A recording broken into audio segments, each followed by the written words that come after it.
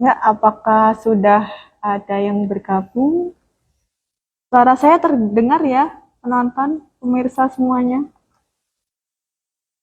Sudah jam 1 ya ini, sudah ada berapa yang bergabung? Baik, kalau gitu kita mulai saja ya, teman-teman semuanya. Bismillahirrahmanirrahim. Assalamualaikum warahmatullahi wabarakatuh. Waalaikumsalam warahmatullahi wabarakatuh. Halo, selamat siang semuanya. Selamat siang sahabat Puskesmas Kartasura. Bagaimana kabarnya hari ini?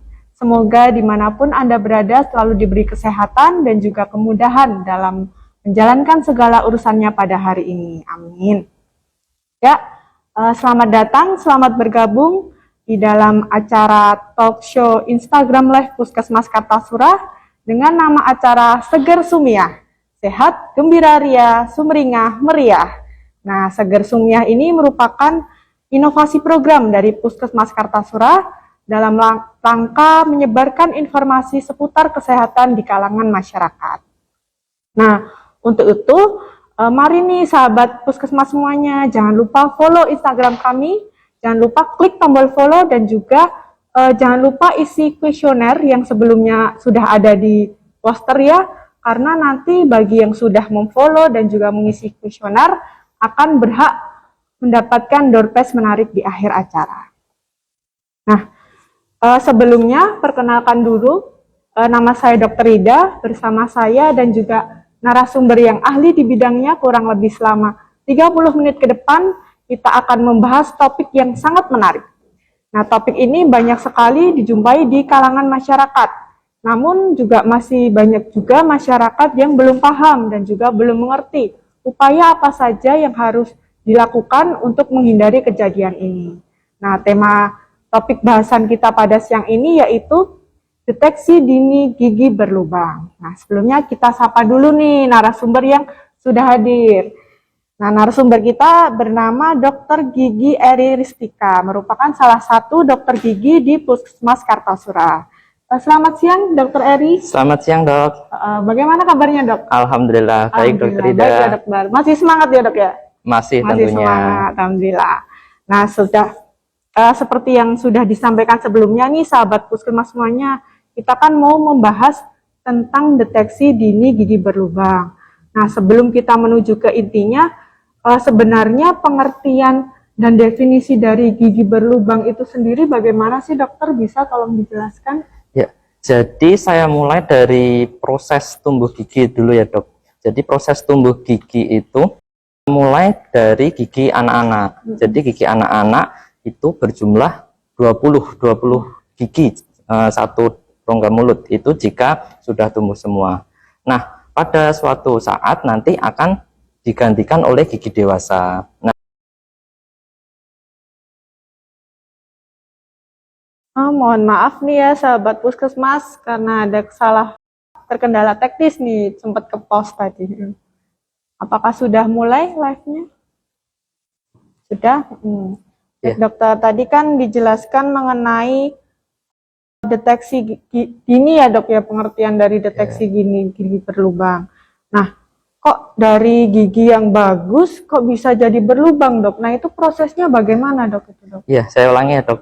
Jadi bermula dari lubang gigi yang sangat kecil yang tidak kasat mata. Itu bisa terjadi dikarenakan beberapa faktor. Ada beberapa faktor yang menyebabkan giginya itu menjadi ada lubangnya. Nah, bermula dari lapisan yang paling luar yaitu lapisan email atau enamel gigi. Nah, itu akan terus berlanjut apalagi jika dibiarkan dengan faktor-faktor yang pendukungnya itu ada, maka lubangnya akan berubah atau semakin dalam menuju ke lapisan yang berikutnya yaitu lapisan dentin gigi. Nah, di lapisan dentin gigi ini nanti apabila lubangnya sudah semakin membesar, kemudian semakin dalam, itu akan bisa timbul gejala-gejala masalah-masalah seperti itu.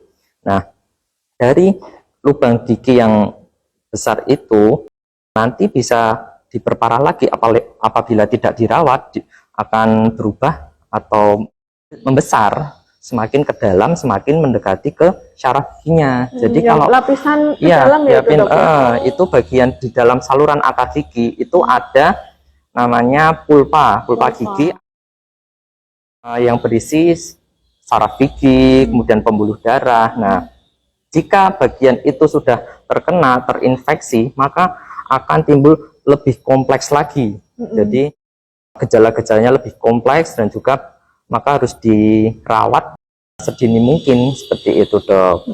Berarti prosesnya memang urut ya dokter ya, dari lapisan atas, lapisan tengah, bahkan sampai ke dalam ya dok ya, itu sudah ke bagian saraf ya dok ya, berarti ya dok ya? Iya, jadi memang kalau dibiarkan tidak dirawat dari awal sejak gigi berlubang itu, maka akan timbul masalah-masalah lubang yang lebih lagi. Oh ya, gitu. baik dokter. Nah tadi kan dijelaskan proses gigi berlubang ya dok ya, terus juga tadi sempat disebutkan ada beberapa faktor pendukung nih dok yang menyebabkan gigi berlubang. Nah tolong bisa dijelaskan lagi dok, faktor pendukung ini yang dimaksud tuh bagaimana dok faktornya? Nah, jadi ada beberapa faktor yang menyebabkan gigi kita berlubang. Nah, yang pertama itu makanan yang misalnya asam seperti itu, dia akan membuat lapisan email tadi akan berlubang kecil. Nah, apalagi ditambah makanan yang lengket, makanan yang manis, itu akan membuat jika dia tidak dibersihkan, menempel pada gigi atau pada lubang, itu akan membuat lubangnya itu semakin membesar, dan juga di situ akan makanan yang manis itu sumber dari sarang bakteri. Nah, dan ada beberapa bakteri yang menyebabkan gigi berlubang, itu faktor yang lainnya juga. Nah, yang paling banyak itu adalah bakteri Streptococcus mutan. Nah, itu namanya bakterinya itu paling sering membuat gigi berlubang. Ada juga bakteri-bakteri yang lain seperti misalnya Lactobacillus acidophilus dan lain-lain sebagainya, itu banyak.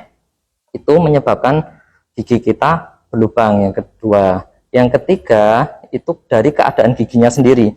Jadi kalau dari keadaan lubangnya ini dibiarkan, maka dia akan membuat misalnya gigi ada lubangnya, itu dia akan makanan yang menempel itu susah untuk dibersihkan karena dia masuk ke lubang tersebut.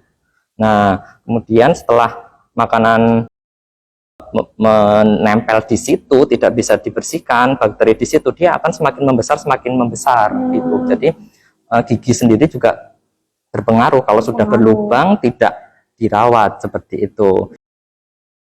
Yang berikutnya ada waktu.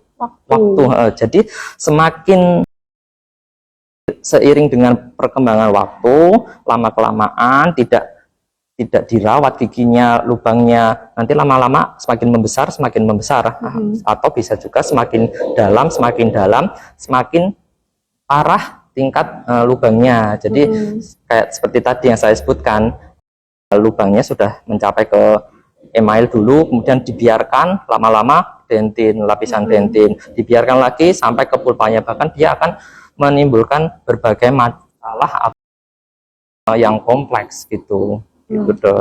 Begitu ya sahabat puskesmas semuanya. Jadi memang banyak ya dok faktor pendukung dari gigi berlubang itu sendiri ya dok. Tadi sudah disebutkan ada faktor makanan, bakteri, terus keadaan giginya itu sendiri ya dok ya, serta yang terakhir waktu ya dok ya. Ya dok. Nah terus kan sudah dijelaskan dok prosesnya, kemudian definisinya. Nah tapi beberapa dari kita tuh masih belum paham dok. Nah kalau gigi kita berlubang tuh mendeteksinya tuh gimana gitu dok? Ini tuh udah termasuk berlubang atau belum, kan masih banyak yang belum paham ya dok dari kita. Nah untuk mendeteksinya itu sendiri bagaimana dok? Baik dok, untuk gigi yang berlubang itu biasanya ditandai dengan beberapa tanda. Yang pertama biasanya gigi yang berlubang itu warnanya akan kecoklatan atau kehitaman. Jadi gigi yang misalnya di bagian permukaan giginya itu ada kehitaman atau kecoklatan, nah itu biasanya berarti itu gigi berlubang. Apalagi jika disikat kok masih ada item-itemnya, nah itu berarti gigi berlubang. Iya, walaupun misalnya cuman kecil, cuman ada di celah-celah, tapi itu bisa menjadi gigi berlubang yang sampai tembus ke lapisan bawah. Kecil tapi dia ke bawah walaupun tidak besar. Nah yang berikutnya, kalau misalnya lubangnya sudah besar, nah itu dia akan membentuk suatu kubah atau kawah, membentuk suatu lubang yang akhirnya pada bagian tepi-tepinya itu jika dirasakan dengan lidah itu akan seperti tajam-tajam, nah seperti itu. Perasaan, Iya. rasa sensasi gitu ya. Iya, lubangnya akan terasa. Kemudian kalau misalnya kita melihat dengan cermin, kita buka mulut seperti itu akan terlihat juga lubang yang sudah besar gitu. Jadi kita bisa melihat dengan di depan cermin, kemudian membuka mulut. Nah, tentunya itu terbatas ya dok. Soalnya kan yang kita lihat biasanya cuma permukaan gigi bawah. Nah, untuk permukaan gigi atas atau bagian dalam gigi tentunya tidak bisa terlihat. Nah, makanya perlu adanya kita pergi ke dokter gigi untuk memeriksakan. Jadi, penting sekali ya dok ya. Iya, karena di dokter gigi itu ada alat yang digunakan untuk melihat bagian-bagian yang dalam seperti itu, yang gitu ya, dok. Iya, apalagi sekarang zamannya sudah canggih ya dok. Bahkan giginya itu nanti jika diperiksa bisa muncul di layar monitor seperti itu dok.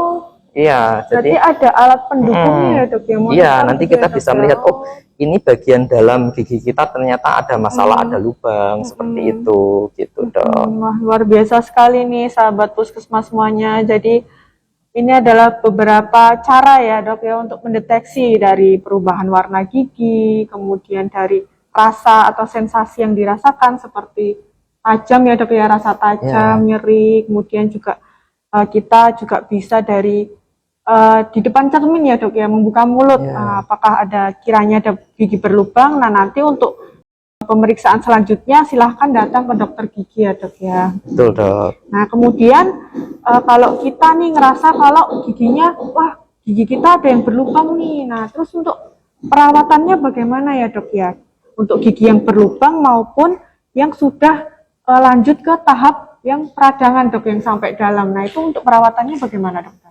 Ya, kalau gigi yang masih berlubang kecil misalnya dengan lubang yang masih kecil belum terlalu dalam, biasanya kan tidak ada gejala yang menyertai, biasanya tidak sakit. Nah itu sebisa mungkin, sedini mungkin harus segera ditambal. Nah proses penambalan ini dilakukan oleh dokter gigi. Nah tujuannya untuk membersihkan bagian lubang itu dan menutupnya. Nah pertama-tama sebelum ditambal itu nanti dibersihkan dulu dok. Ini saya coba di sini ya simulasikan. Nah misalnya ini gigi kita, misalnya gigi kita ada yang berlubang. Nah kita kalau ke dokter gigi, nanti gigi tersebut misalnya lubangnya tidak dalam, tidak ada masalah, akan dibersihkan dengan bur dok. Nah tentunya burnya bukan beda dengan bur tukang seperti itu ya, itu alat yang steril ya, benar, harus steril dan juga ada bur khusus di kedokteran gigi gitu. Jadi apalagi juga di bukan tukang bangunan, bukan juga tukang gigi dok. Jadi sekarang ini iya, zaman sekarang ini sudah mulai banyak tukang gigi yang mengerjakan sesuatu yang bukan kompetensinya dok. Nah jadi harusnya ada peraturan, memang ada aturan khusus yang boleh dilakukan oleh tukang gigi, tapi nyatanya banyak sekali kegiatan-kegiatan atau perawatan yang dilakukan oleh tukang gigi yang bukan kompetensinya. Nah itu timbul masalah-masalah juga. Nah setelah timbul masalah baru mereka pergi ke dokter gigi untuk mengobati gitu. Malah ke dokter giginya pas udah parah ya. Udah parah, kita yang ditimpakan. Nah seperti itu. Sayang sekali dok. Iya, banyak sih contoh-contoh dari korban tukang gigi itu. Nanti bisa dicari di IG gitu, misalnya ada Kortugi, IG Kortugi, itu korban tukang gigi. Jadi berbagai macam korban-korban tambal gigi misalnya, atau pemakaian sesuatu yang tidak pada sesuai dengan prosedur seperti dokter gigi ya. Nah tapi ini kita jangan bahas yang korban tukang gigi ya dok. Ini kita melanjutkan ke fokus ke yang gigi, perawatan giginya yang ditambal tadi. Nah pertama dibersihkan dengan bur. Burnya itu kecil, kemudian dia sesuai dengan pegangan, tentunya pegangan tangan. Nah kemudian di bur itu tujuannya untuk membersihkan dari karies atau karies itu lubang gigi yang kehitaman itu. Nah itu dibersihkan sampai bersih, kemudian dibentuk. Jadi burnya itu ada berbagai macam bentuk. Bentuknya. Nah, yang pertama untuk membersihkan, yang kedua untuk membentuk lubangnya supaya nanti disesuaikan dengan bahan tambalnya. Jadi masing-masing bahan tambal itu beda juga. Gitu ya. Ada yang bahan tambal gigi itu ada yang diaduk atau dicampur, ada yang disinar juga. Nah, kalau misalnya disinar itu step-stepnya juga ada sendiri-sendiri. Jadi pada giginya setelah dilakukan namanya preparasi atau pembentukan giginya itu nanti diberi semacam bahan lagi, disinar lagi, baru ditambal dengan tambalan permanen. Nah, gitu. Nanti diharapkan itu juga atas dan bawah relasinya atau gigitannya atas dan bawah itu seharusnya juga tidak mengganjal seperti itu. Nanti kalau mengganjal harus dihaluskan seperti itu. Memang ada step-stepnya seperti itu. Itu untuk tambal yang biasa, maksudnya tidak ada keluhan. Tapi kalau misalnya gigi sudah ada keluhan, misalnya giginya sudah ngilu-ngilu gitu, minum dingin ngilu, maka harus dirawat, harus diobatin, diberi bahan obat dulu, ditambal sementara seperti itu. Jadi memang berbeda perawatannya gitu untuk tambalannya yang sementara dan juga tetap. Apalagi gigi atau lubang gigi yang sudah sampai ke saraf gigi, Dok. Nah, itu yang paling dalam ya, Dok ya? Iya, itu gejalanya bisa sampai tiba-tiba ngilu, bahkan sampai tidak bisa tidur, sakit kepala sebelah. Bahkan yang lebih parah kalau sarafnya sudah kena, itu saraf giginya sudah kena, itu bisa sampai gusinya bengkak, seperti itu, bernanah. Nah, itu harus dilakukan perawatan. Perawatannya ada salah satunya perawatan saluran akar atau perawatan saraf gigi. Nah, tujuannya yang pertama nanti dibersihkan saraf giginya itu. Harus dibersihkan dulu, setelah dibersihkan disterilkan dulu. Setelah disterilkan kemudian diberi dengan bahan pengisi, baru nanti kontrol lagi untuk ditambal jika memungkinkan. Nah, tapi kalau misalnya itu tidak memungkinkan untuk ditambal secara langsung, itu bisa nanti dibuatkan semacam mahkota gigi. Nah, itu harus dibuatnya di lab. Nah, itu pasti membutuhkan waktu lagi. Jadi harus beberapa kali kontrol, beberapa kali bolak-balik, dan juga harus membutuhkan waktu yang lama. Apalagi kalau giginya tidak dapat dipertahankan, maka itu ya harus dicabut. Jadi dicabut tuh pilihan terakhir atau bagaimana, Dok? Sesuai dengan keadaan klinis dan indikasinya. Ya, kalau misalnya sudah tidak bisa dipertahankan, ya memang harus dicabut. Tentunya dengan kondisi misalnya tidak boleh sakit. Kalau jadi sakit harus ditunda pencabutannya. Makanya kalau misalnya gigi yang dibiarkan menjadi semakin kompleks masalahnya, gejalanya semakin kompleks, perawatannya pun juga semakin kompleks. Iya. Ini ya, Dok, memerlukan waktu yang lama ya, Dok. Iya. Nah, itu ya sahabat puskesmas semuanya. Jadi kalau gigi berlubang tuh ternyata nggak main asal tambal doang ya, Dok ya. Nggak cuma asal tambal, ternyata ada step-step khususnya ya, Dok ya, agar supaya gigi itu menjadi baik pulih ya, Dok ya. Nah, tadi kan juga sudah disebutkan, Dok, semakin tidak terawat gigi, semakin banyak masalahnya, semakin kompleks perawatannya.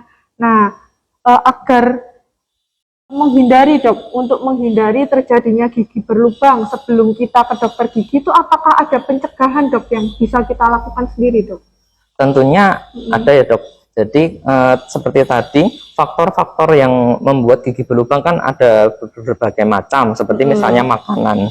Nah, kita dapat menghindari gigi berlubang dengan memilih makanan yang kita konsumsi. Seperti kita menghindari makanan yang mengandung gula tinggi, kemudian yang lengket, yang asam, itu dihindari, seperti misalnya coklat atau sesuatu yang manis, yang lainnya seperti itu, permen, seperti itu dihindari. Iya, berarti ini ya, Dok, faktor utama dalam gigi berlubang tuh makanan ya, Dok, paling banyak ya, Dok? Iya, makanan termasuk salah satu faktor. Jadi pencegahannya adalah ini ya, Dok, menghindari makanan yang manis, yang terlalu lengket, terlalu asam, Jadi itu yang salah satu upaya yang bisa kita lakukan di rumah ya dok ya. Iya dok, benar. Nah terus kalau ini kan ada beberapa dari kita nih dok yang suka makan coklat, baik anak kecil maupun dewasa. Nah itu gimana dok? Kan saya juga suka coklat dok. Itu enak dok, gimana dok? Ya dok, tentunya semuanya itu ya boleh dikonsumsi, asalkan setelah mengkonsumsi makanan seperti coklat atau makanan yang lengket, itu kita tetap harus dibersihkan. Nah, yang pertama mungkin kumur-kumur untuk menghilangkan sisa-sisa makanan yang tersebut yang membuat gigi berlubang atau disebut dengan kariogenik. Itu makanan yang membuat cepat pertumbuhan kariesnya. Nah, itu tentunya harus kumur-kumur. Kalau misalnya makanan yang lengket, pastinya dengan kumur saja tidak cukup kan dok. Nah itu harus disikat seperti itu, karena makanan-makanan itu, sisa makanan yang tadi membuat gigi berlubang itu jika dibiarkan juga tidak baik juga. Itu nanti bisa menyebabkan timbulnya plak gigi, itu lapisan yang sisa makanan yang mengeras kemudian menempel, kemudian mengeras, bisa jadi karang gigi. Nah efeknya kalau sudah menjadi karang gigi, itu dia akan timbul masalah-masalah pada gusinya. Nah, gusinya bisa meradang, bahkan sampai ke tulang di bawah tulang rahangnya itu juga mengalami peradangan juga. Nah, makanya mulai dari sisa makanan yang nempel itu harus dibersihkan, dijaga supaya tidak menempel atau bisa bersih seperti itu. Jadi intinya makan coklat nggak apa-apa ya dok ya, tapi asalkan harus dibersihkan dari mulai kumur dulu, kemudian juga sikat gigi ya dok ya. Iya, karena sisa makanan atau plak itu bisa dibersihkan dengan sikat gigi. Sikat gigi, oh ya.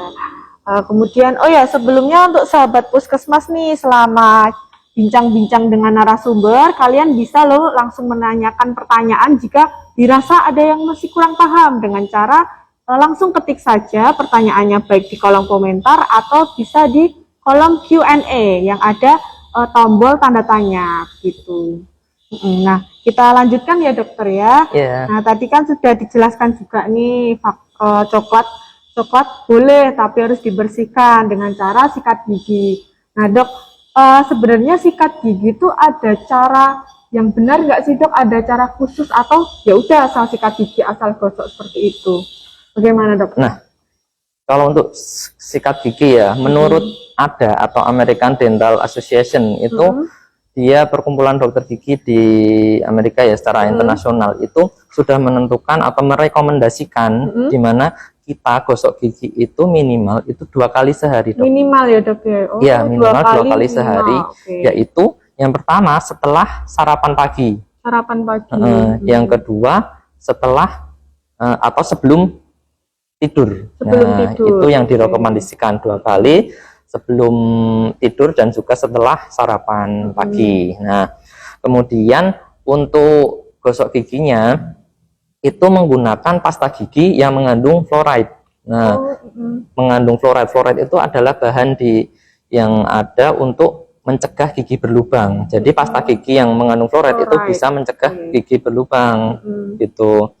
Yang kemudian setelah pasta giginya mengandung fluoride, sikatnya juga harus yang lembut. Jadi rekomendasinya itu gosok gigi dengan sikat yang lembut supaya dia bisa menyikat atau sampai ke sela-sela gigi yang bisa membuat giginya bersih sampai ke dalam-dalam gitu. Berarti agar bisa menjangkau ya dok? Menjangkau seluruh permukaan gigi. Kalau dipraktekkan boleh dokter cara menyikat gigi yang benar? Iya, kalau untuk cara menyikat gigi yang benar, jadi sikat gigi itu sekitar rekomendasinya itu sekitar 2 menit. 2 menit? Jadi nggak perlu lama-lama, nggak perlu cepet-cepet tapi kenceng-kenceng gitu juga nggak baiknya. Harusnya pelan-pelan saja, yang penting menyeluruh seluruh permukaan. Yang pertama, untuk bagian yang permukaan pertama, itu bagian depan, itu mulai dari arah gusi ke gigi. Atau bisa membulat menyesuaikan dengan leher gigi. Nah, jadi tidak boleh ke atas ke bawah, itu nanti menyebabkan gusinya ini semakin, kalau yang bawah berarti gusinya semakin turun, yang atas gusinya semakin naik. Nah, akhirnya akar giginya jadi kelihatan, menyebabkan masalah yang lain seperti ngilu, seperti itu.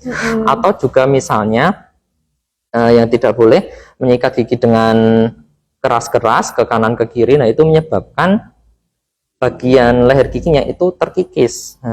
Itu juga menyebabkan salah satu Jadi yang baik masalah. tadi ya dok ya, dari gusi ke gigi. Ke gigi, sela-selanya dibersihkan mulai dari belakang, kemudian ke depan satu persatu sampai belakang lagi. Nah, kemudian permukaan bagian yang kedua itu pengunyahan. Jadi kan pengunyahan yang sini, nah itu kita gosok maju mundur biasa, enggak apa-apa. Kemudian yang ketiga itu bagian dalam. Nah, bagian dalam itu juga harus kita congkel-congkel ke bawah kalau yang atas ya. Congkel-congkel mulai dari belakang ke depan, ke belakang lagi, seperti itu. Begitu juga yang bawah, karena kebanyakan kita hanya menggosok gigi, yang penting berbusa sudah gitu. Padahal bagian yang dalam sini masih ada sisa makanan. Nah, masih dia banyak plak-plak ya dok ya. Iya, akhirnya mengeras menjadi karang gigi dan juga menimbulkan efek gusinya meradang dan lain sebagainya gitu. Jadi yang bawah juga dicongkel-congkel ke atas gitu. Gitu, jadi kalau saya rangkum ya dok ya, jadi menurut rekomendasi yang benar cukup 2 menit ya dok ya, 2 menit, tidak terlalu lambat dan juga tidak terlalu cepat. Kemudian juga perhatikan arahnya ya dok ya, dari atas ke bawah, dari dalam keluar ya dok ya. Juga gigi bagian yang belakang-belakang juga harus bisa dijangkau ya dok ya. Ya, makanya pemilihan sikat itu juga yang dipilih yang bisa menjangkau ke seluruh permukaan, jangan yang terlalu besar gitu sehingga permukaan belakang tidak terjangkau. Ya, dan juga perlu adanya misalnya terselip makanan atau daging ke sela-sela, itu bisa dibantu dengan penggunaan benang gigi atau dental floss.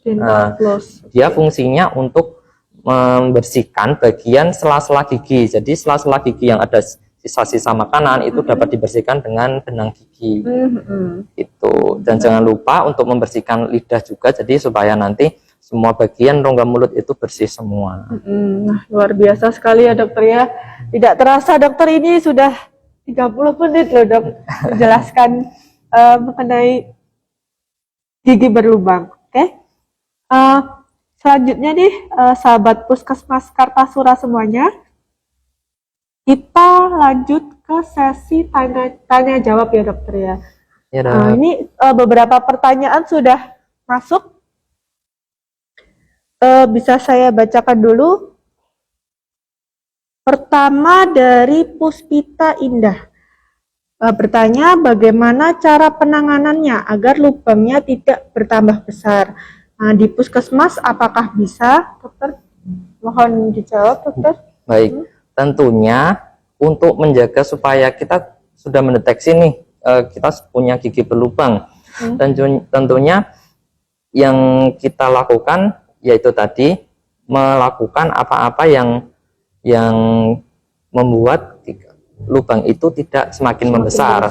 Seperti menghindari makanan yang manis-manis, lengket-lengket, kemudian gosok gigi dengan baik, itu minimal tidak membuat lubangnya itu bertambah parah atau bertambah besar. Nah, yang kedua, kita bisa ke tempat ke dokter gigi untuk melakukan pemeriksaan. Nah, itu bisa dicek. Kalau misalnya di puskesmas, nanti bisa dicek terlebih dahulu apakah lubangnya itu sudah besar, apakah nanti lubangnya itu perawatannya bagaimana. Tentunya kalau misalnya lubang gigi yang membutuhkan perawatan yang misalnya harus dibor, karena ini masih pandemi juga masih belum itu ya dok, belum sama sekali belum hilang, maka juga masih dibatasi itu. Jadi untuk pengeboran atau membutuhkan waktu yang lama seperti itu masih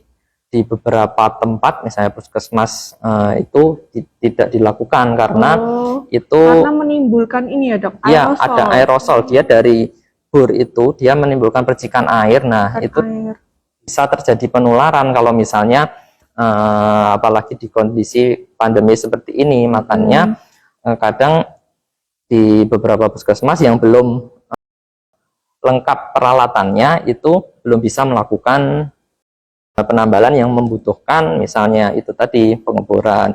Nah, itu juga misalnya ada yang seperti itu, nanti kan juga bisa dilakukan rujukan ke rumah sakit. Nah, sehingga pasien dapat tertangani di rumah sakit yang memang sudah bisa melakukan prosedur-prosedur yang seperti itu, yang di saat pandemi seperti ini gitu.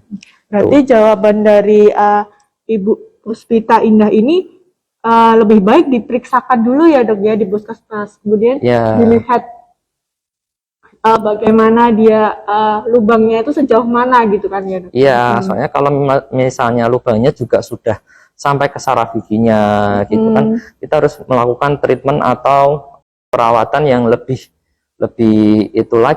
detail lagi, apalagi dengan gigi-gigi yang gigi geraham misalnya, itu akar giginya, kalau gigi geraham itu lebih dari satu dok. Jadi dengan perawatan saluran akar itu harus dilakukan oleh dokter gigi spesialis seperti itu. Nah, biasanya nanti dirujuk ke rumah sakit. Gitu. Siap dokter, luar biasa sekali jawabannya.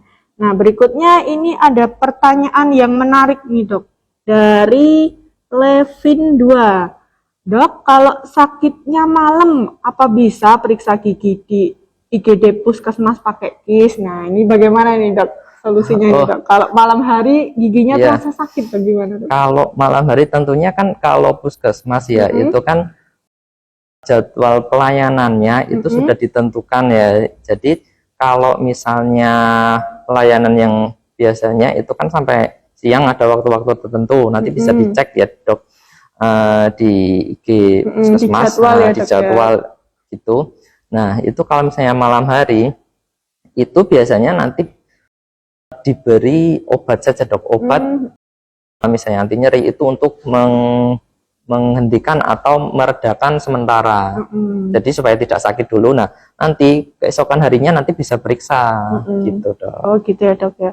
Jadi itu tadi ya dok ya, untuk malam hari jika terasa nyeri bisa silahkan datang ke IGD dulu, tapi hanya sebatas diberi obat ya dok untuk anti nyeri. Tapi untuk pemeriksaan lebih lanjutnya silahkan datang pagi hari ke poli gigi ya dok ya. Ya tentunya kalau memang rasa sakitnya itu sudah benar-benar tidak tertahan, jangan cuman aduh minum dingin ngilu gitu langsung ke itu gitu kan bisa dihindari. Misalnya minum minuman dinginnya mungkin yang biasa aja seperti itu gitu. Berarti yang benar-benar tidak tertahan yang darurat. Yang darurat lah.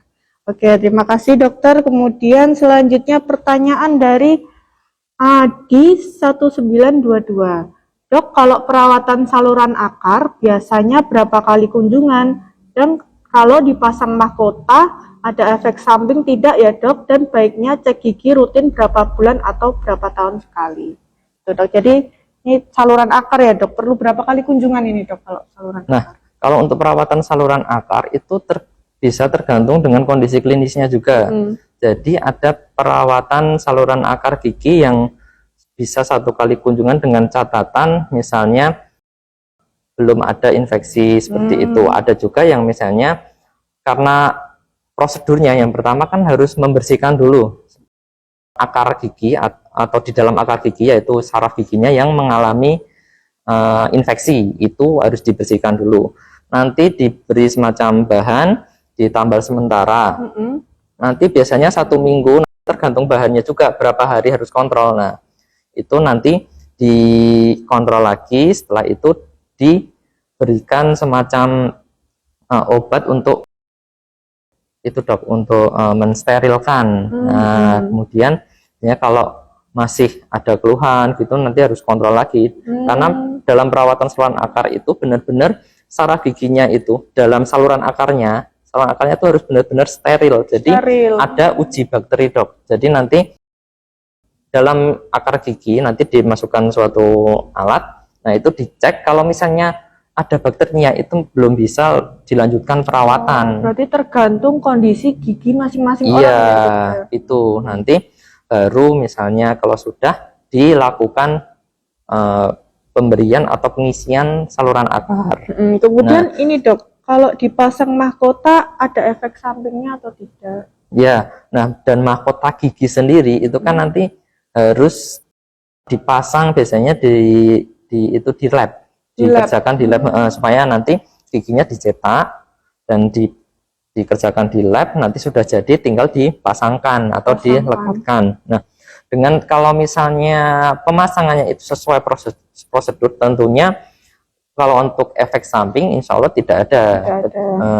Jadi memang sebelum dilakukan benar-benar dipasangkan itu harus dicobakan terlebih dahulu mahkotanya. Jangan sampai mahkota giginya itu misalnya mengganjal terlalu besar atau terlalu tebal sehingga mengganjal. Nah, kalau misalnya dibiarkan mengganjal atau terlalu besar itu nanti efeknya akan berdampak pada sendi rahangnya karena dia akan mengganjal gitu ketika mengunyah, mengganjal, mentok gitu akan berpengaruh ke tulangnya juga gitu. Baik dok. Terus ini dok, cek ke dokter gigi baiknya rutin berapa bulan atau berapa tahun? Menurut rekomendasinya itu kalau untuk cek ke dokter gigi itu 6 bulan sekali. 6 bulan sekali misalnya walaupun nggak sakit itu tetap dicek. Siapa tahu ada misalnya tadi lubang-lubang yang tidak terlihat seperti itu. Oh, berarti baik ada keluhan maupun tidak ada keluhan ya dok? 6 ya bulan tetap sekali. Minimal 6 bulan sekali itu kita harus cek ke dokter gigi. Seperti itu ya sahabat puskesmas semuanya. Jadi pentingnya kita rutin cek gigi selama 6 bulan sekali, baik ada keluhan maupun tidak ada keluhan. Gitu. Baik, ini tadi kita sudah 3 pertanyaan ya dok ya. Karena ini keterbatasan waktu, mungkin 1 pertanyaan lagi kali ya dok ya. Iya. Terus nanti kita lanjutkan dengan undian door prize. Nah ini pertanyaan yang terakhir nih ya dari Permata 7399. Dok, gigi berlubang apakah juga bisa menyebabkan bau pada mulut? Ya, tentunya bisa ya dok. Itu banyak sekali penyebab atau banyak sekali akibat yang ditimbulkan oleh gigi berlubang dok. Ya mulai dari misalnya infeksi itu bikin sakit, kemudian apalagi lubang yang besar, kemudian di situ menumpuk sisa makanan, tentunya itu akan membuat bau mulut dok. Seperti itu. Berarti ada hubungannya ya dok bau mulut dengan... Ya memang bau mulut itu bisa disebabkan oleh berbagai macam faktor. Tapi salah satunya itu bisa juga atau dalam keadaan misalnya kondisi rongga mulutnya itu tidak dibersihkan, seperti itu, banyak karang giginya, itu juga bisa menyebabkan bau mulut. Seperti itu. Ya, yang penting harus tetap jaga kesehatan mulut dan gigi ya dok ya.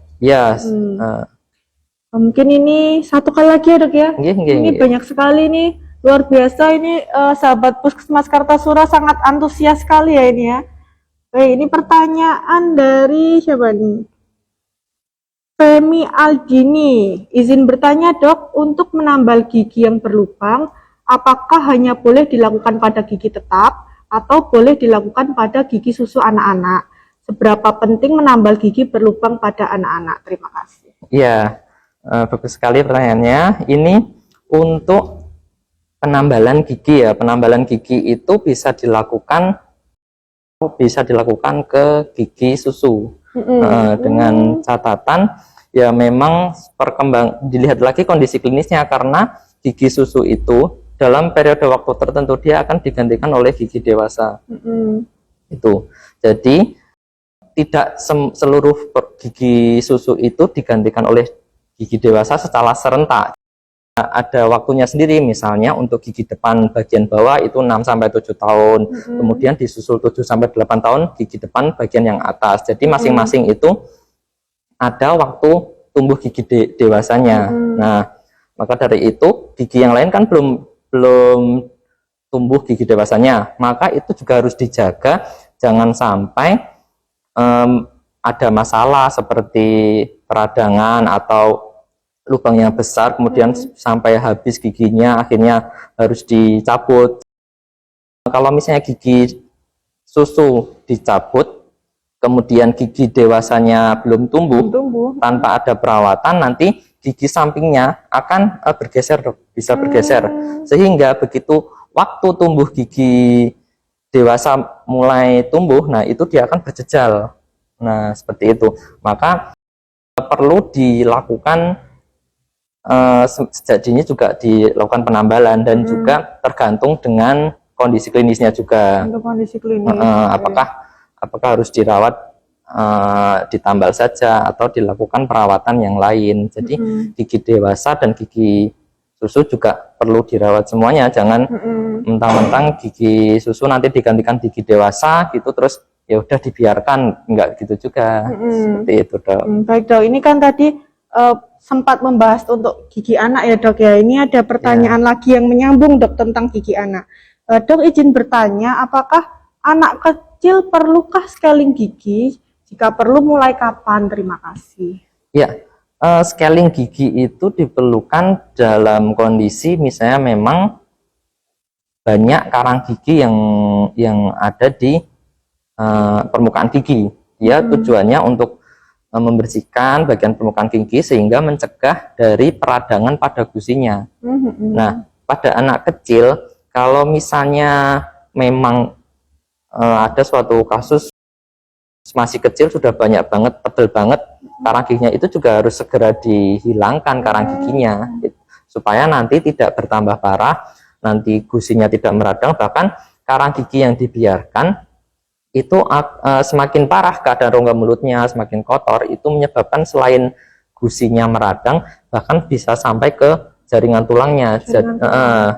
Itu mengalami pengeroposan, sehingga yang awalnya ini akar gigi dipegang oleh tulang, dia bisa goyang karena kondisi yang meradang seperti itu, dan bahkan bisa lepas seperti itu. Jadi intinya gigi anak kecilnya dicek dulu ya, Dok, ya, apakah ini perlu scaling atau tidak, karena tidak semua gigi anak tuh perlu scaling ya, Dok ya. Kalau misalnya hanya ada ya misalnya cuman hanya plak gitu, bisa dibersihkan dengan gosok gigi. Makanya penting mengajari anak untuk menggosok gigi secara baik dan benar seperti yang disebutkan tadi, Dok. Jadi diterapkan mulai sejak dini ya, Dok, ya, cara menggosok gigi yang benar. Begitu sahabat Puskesmas semuanya.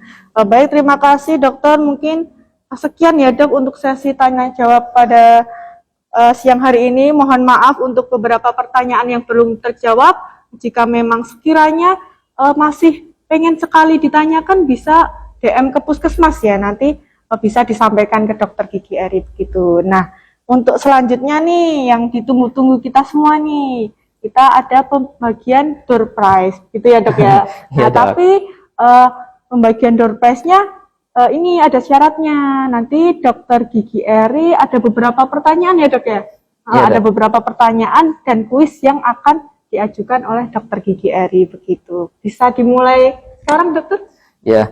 Dok. Jadi cara menentukan pemenangnya bagaimana, Dok, nanti, Dok?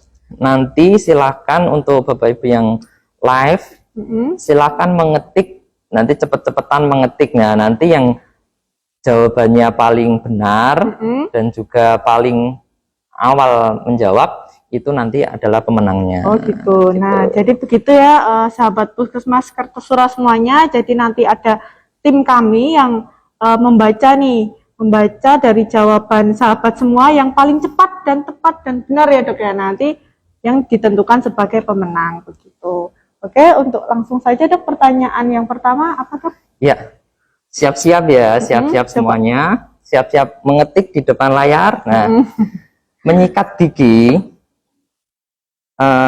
sebaiknya dilakukan setiap 2 kali sehari gitu.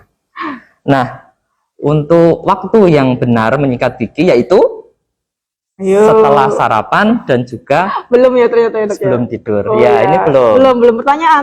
Sabar. Nah, pertanyaannya, apa kandungan dalam pasta gigi yang membuat mencegah gigi berlubang? Ayo. Jadi kandungan pasta gigi, ayo apa ya tadi ya, sudah disebutkan tadi, luar biasa.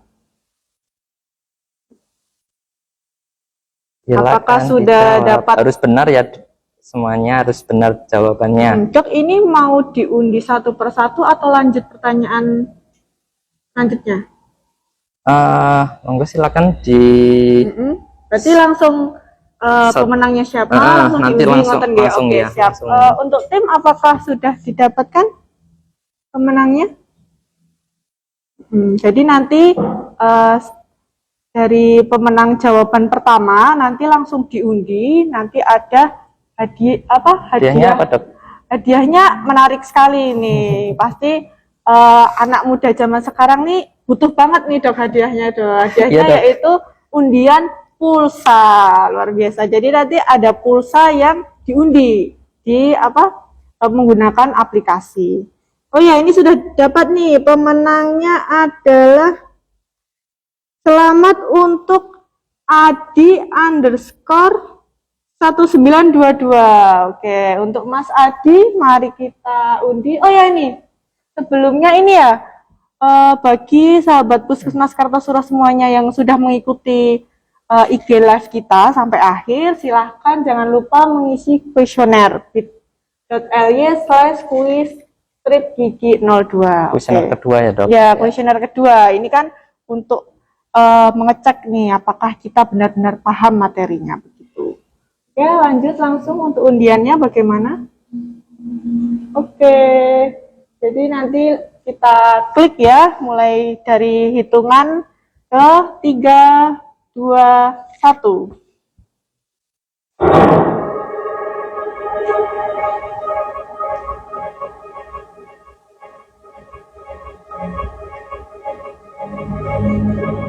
Ya, wah banyak sekali nih, ada yang 200, 100, 50. Ya, Bapak sudah. Wah, hampir 50. 100.000, Dok. Oh, 100. Oh, satu kali lagi. Satu kali Mas kesempatan Adi. lagi ya. Wah, ini mendapatkan kesempatan kedua nih, luar biasa Mas Adi. Oke, kita undi lagi ya. 3 2 1. Oke.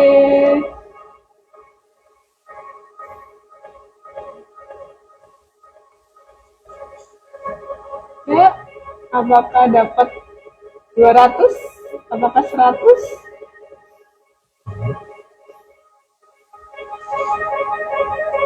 Aduh.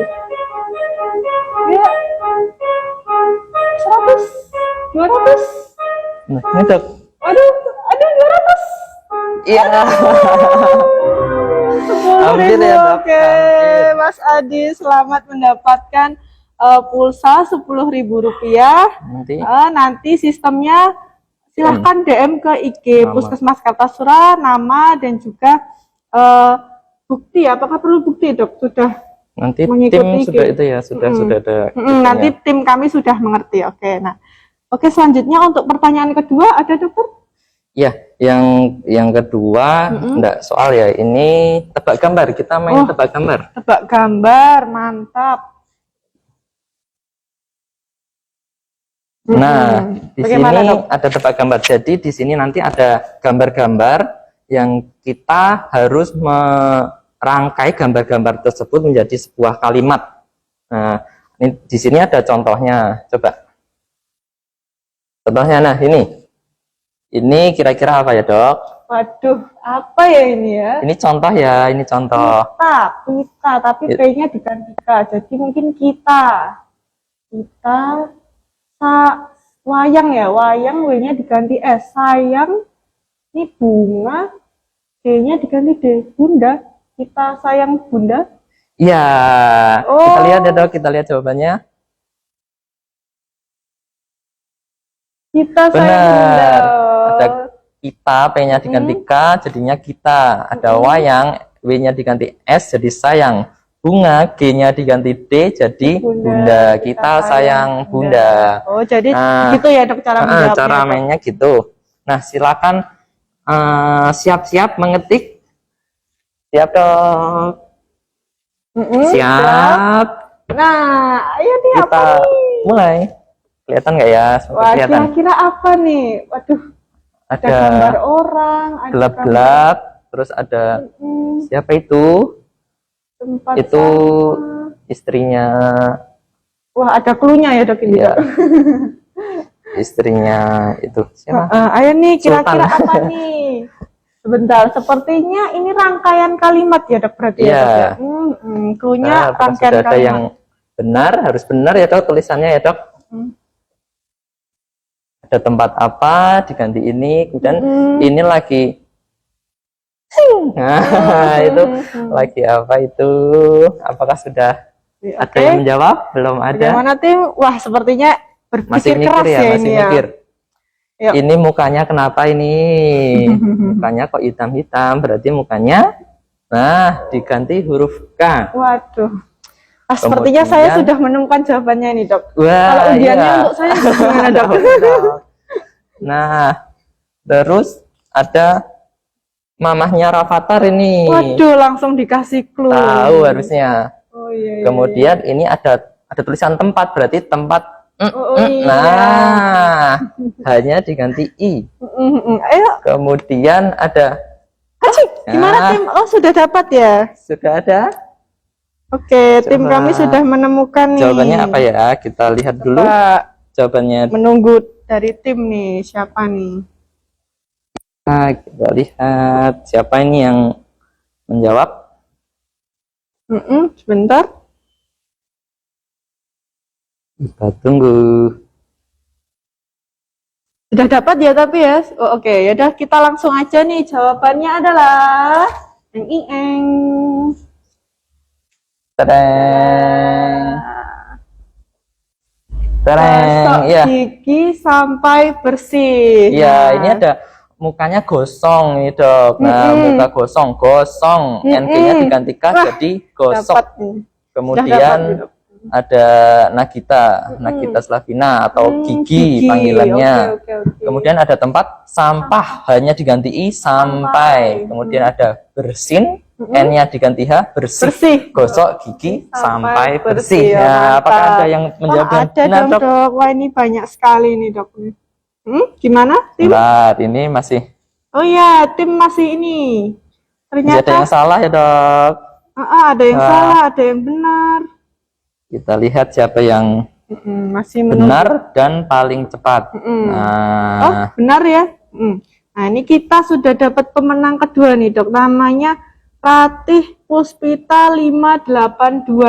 ya, jawabannya benar ya, dok. Benar, jawabannya gosok gigi sampai bersih. Yes, selamat. Oke, langsung kita undi ya, dok, pulsanya ya, dok ya. Oke.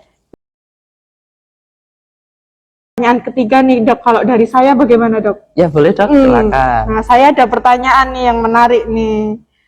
Di awal acara tadi kan sudah disebutkan nih nama acaranya Seger Sumiah. Nah, ada yang bisa tebak nggak kepanjangan dari Seger Sumiah itu apa? Ayo, ingat nggak tadi? Tadi sudah disebutkan ya, dok. Cluenya ini, dok. Cluenya riang gembira, dok. Oh iya, harus benar ya. Seger dalam puskesmas kami. Aduh, selamat untuk para pemenang ya. Aduh, tak terasa, dok, perjumpaan kita sudah berakhir, dok. Ini, dok, jangan lupa untuk sahabat Puskesmas Kartasura semuanya, jangan lupa ya mengisi kuesioner di bit.ly/quiz strip gigi 02. Baik, karena sudah hampir 1 jam, dok, dokter gigi Eri menemani kita semua ya membahas tentang deteksi gigi berlubang. Harapannya kita semua lebih paham mengenai apa itu gigi berlubang, bagaimana cara mendeteksinya, bagaimana untuk pencegahannya. Nah, harapannya semua dapat menerapkan informasi yang sudah didapat. Baik, dokter, terima kasih banyak, dokter, atas waktunya. Semoga kita semua selalu diberi kesehatan, dan juga untuk sahabat Puskesmas, terima kasih sudah mau meluangkan Sabtu siangnya bersama kita, bersama Puskesmas Kartasura. Baik, selamat siang, selamat beraktivitas kembali. Wassalamualaikum warahmatullahi wabarakatuh. Waalaikumsalam warahmatullahi wabarakatuh. Terima kasih, dokter. Semoga, dok.